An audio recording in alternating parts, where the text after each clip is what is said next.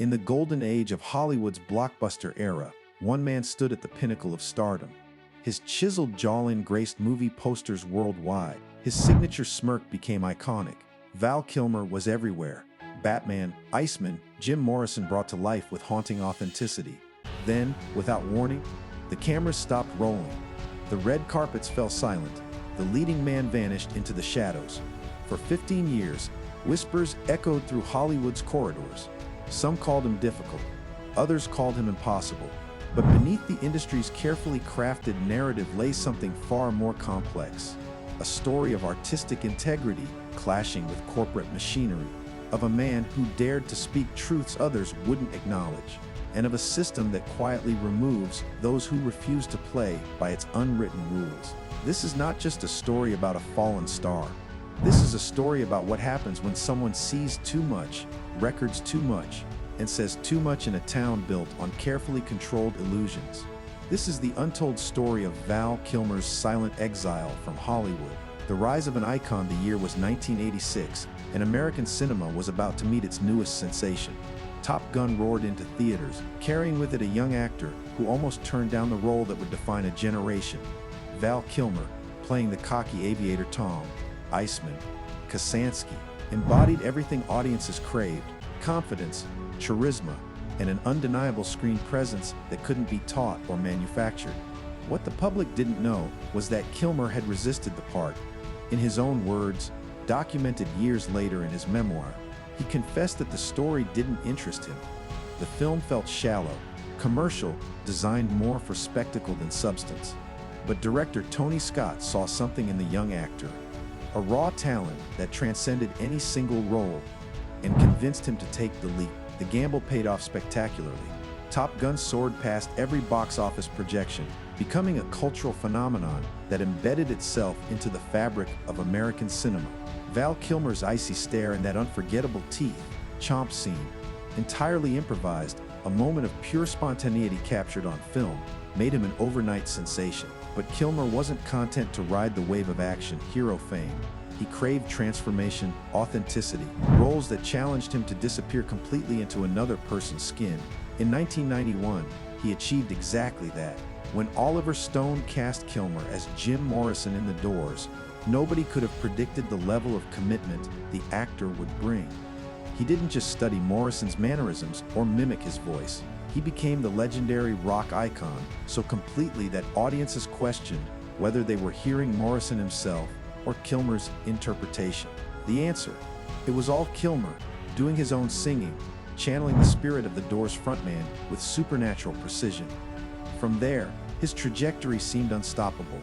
Doc Holliday in Tombstone showcased his ability to steal scenes with nothing more than a drawl and a knowing smile. Then came the role every actor dreams of, Batman. In 1995's Batman Forever, Val Kilmer donned the cape and cowl, becoming the third actor to portray the Dark Knight on the big screen. But something changed during those productions. The bright lights of stardom began revealing shadows the industry preferred to keep hidden. The fall from grace, behind the glamorous premieres and magazine covers, tension simmered on Hollywood sets. Val Kilmer, the golden boy with everything to lose, was developing a reputation. The word, difficult, began appearing in industry circles, whispered by executives and directors who found his methods challenging, his questions uncomfortable, his standards impossibly high. Batman Forever became ground zero for these conflicts. Director Joel Schumacher and Kilmer clashed constantly, their creative visions incompatible, their personalities like gasoline meeting flame. Schumacher didn't hold back in interviews, describing Kilmer as childish, rude, and impossible to work with. The two men even engaged in a physical altercation on set, a pushing match that spoke volumes about the pressure cooker environment surrounding big, budget productions. For 2 weeks after their confrontation, Kilmer reportedly didn't speak to Schumacher at all. The director later described those 2 weeks as bliss. Yet even he couldn't deny Kilmer's undeniable talent. It was a paradox that would define the actor's career. Brilliant performances tainted by behind the scenes turmoil. Kilmer himself later reflected on his Batman experience with palpable disappointment. The iconic batsuit, which should have been a dream come true, felt more like a prison. He described his role as simply showing up and standing where directed, comparing the experience to acting in a soap opera. The creative freedom he craved was suffocated by the demands of franchise filmmaking, where schedules, merchandising, and studio expectations mattered more than artistic vision. Then came The Island of Dr. Moreau in 1996, a production that would become legendary for all the wrong reasons. The film was cursed from its inception, with Bruce Willis originally attached before backing out due to personal turmoil. Kilmer stepped in, but his arrival only added fuel to an already raging fire. Stories from the set painted a picture of chaos.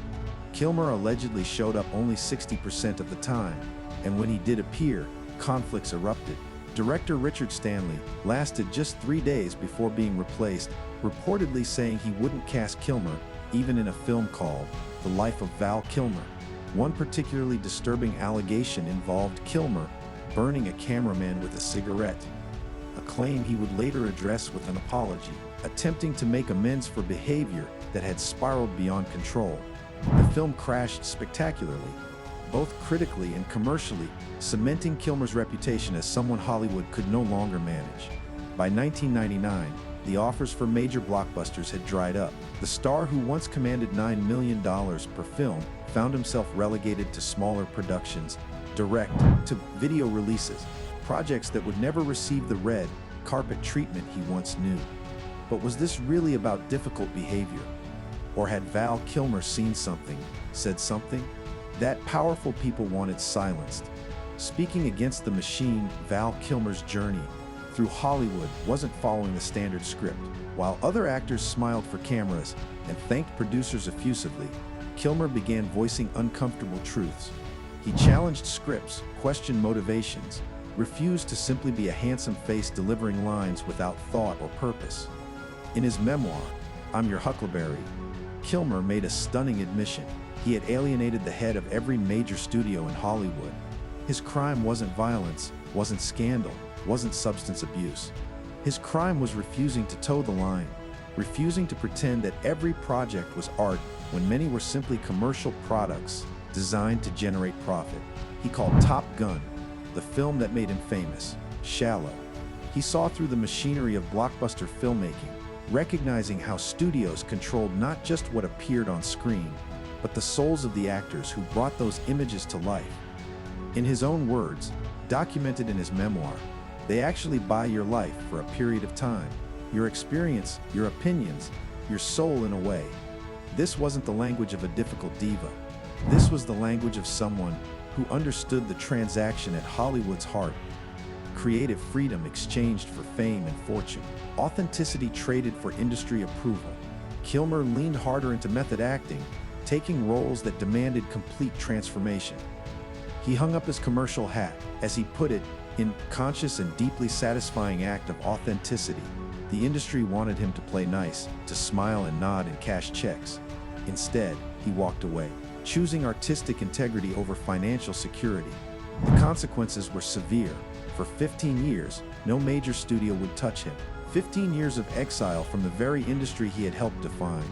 He turned to other creative outlets, painting, poetry, creating a space in Los Angeles he called Hell, a creative haven where he could explore art without corporate interference. Other actors from his era experienced similar fates. Mel Gibson, who had spoken openly about weird paranoid suspicions regarding Hollywood's inner workings, found himself sidelined. Wesley Snipes disappeared from leading roles after tax troubles that many observers felt were disproportionately prosecuted. When these three actors, Kilmer, Gibson, and Snipes, appeared together in The Expendables 3 in 2014, it felt less like a comeback and more like a reunion of the exile. Actors Hollywood had quietly decided to leave behind. Gibson's 1998 interview became eerily prescient. He described Hollywood like walking into a saloon where everyone stops talking when you walk in. At the time, it seemed like paranoia. Years later, with more revelations about Hollywood's hidden power structures, his words sounded less like imagination and more like observation. Val Kilmer hadn't simply become difficult to work with. He had become dangerous, not physically, but ideologically. He represented something Hollywood couldn't tolerate, an insider willing to speak openly about the industry's less flattering realities. The camera never lies long before social media turned everyone into documentarians. Val Kilmer was recording everything. Not for vanity, though he later joked about that possibility. Not for publicity, but for truth.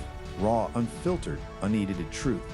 I have thousands of hours of videotapes and film reels that I've shot throughout my life and career, Kilmer explained in interviews. His camera captured everything: rehearsals, behind the scenes moments, private conversations, creative disagreements. The machinery of filmmaking laid bare. When someone told him to shut the camera off, Kilmer's response was defiant. "I will keep it on until we're in rehearsal." That wasn't arrogance. That was determination to preserve reality before it could be sanitized, edited, or erased by studio public relations machines. To some, this made him a passionate artist preserving his creative journey. To Hollywood executives, it represented a threat. The entertainment industry thrives on control, controlling narratives, controlling images, controlling what the public sees and believes. Kilmer's personal archives represented thousands of hours of uncontrolled footage, moments that could reveal uncomfortable truths about how films were really made, how actors were really treated, how the dream factory really operated. His behavior echoed an earlier era when Hollywood's Hays Code strictly controlled content, ensuring everything was carefully packaged and sanitized for public consumption. Kilmer's camera represented the opposite philosophy. Show everything, hide nothing. Let people see reality rather than manufactured illusion. One particularly revealing moment captured in his footage showed Kilmer confronting director John Frankenheimer on the island of Jutur. Moreau said, saying, "I need a witness because of things you've said." That wasn't a diva demanding attention.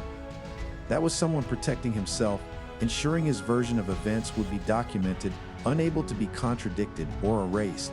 These recordings would eventually become the foundation for Val, the 2021 documentary that offered audiences unprecedented access to the actor's life and career. Narrated by his son Jack, necessary because Val's own voice had been stolen by throat cancer. The film wasn't just nostalgic reminiscence. It was evidence, testimony, a counter-narrative to the story Hollywood had been telling about Val Kilmer for decades. The battle for breath in 2014. While Hollywood had largely forgotten about Val Kilmer, his body was fighting a war. Throat cancer, silent and vicious, was growing in the same throat that had once delivered Jim Morrison's lyrics, Batman's brooding declarations, and Iceman's cocky challenges. Kilmer kept the diagnosis private initially, true to his nature of controlling his own narrative. But by 2017, the secret was out. A casual Reddit post revealed what he could no longer hide. "I had a healing of cancer, but my tongue is still swollen." The treatments were brutal.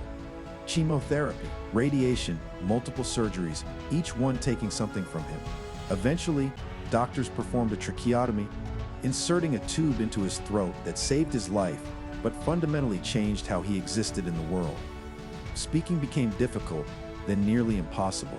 His once distinctive voice, the voice that had captivated audiences, that had embodied characters so completely, was gone, replaced by a raspy whisper that required him to manually plug the hole in his throat to force air through his vocal cords. "I can speak without plugging this hole," he explained in his documentary. "You have to make the choice to breathe or to eat." Yet even as his body betrayed him, his spirit remained unbroken. "Know that it's more difficult to speak. I want to tell my story more than ever," he declared. The irony was cruel. A man who spent his career using his voice to transform into others, now stripped of that voice, yet more determined than ever to communicate his truth. His recovery involved both medical science and spiritual faith. Initially, Kilmer considered relying entirely on prayer, his Christian Science beliefs suggesting that faith alone could heal. But his children, Mercedes and Jack, convinced him that perhaps God worked through doctors as well as miracles. He accepted treatment, fought through the pain, and slowly rebuilt a life that looked nothing like what he had known. Then came 2022 and an offer that would bring his story full circle. Top Gun. Maverick was in production, and Tom Cruise wanted Iceman to return.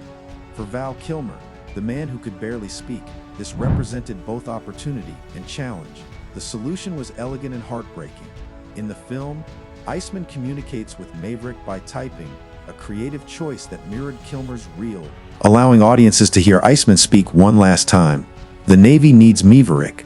That line, delivered through artificial means, but carrying genuine emotion, represented everything about Val Kilmer's journey.